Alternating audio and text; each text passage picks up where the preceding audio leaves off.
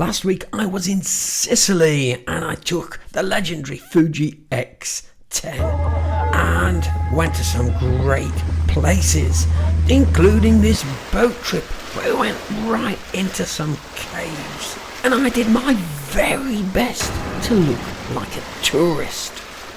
And I mingled with the millionaires in Syracuse harbour with those amazing sunsets by the amazing yachts.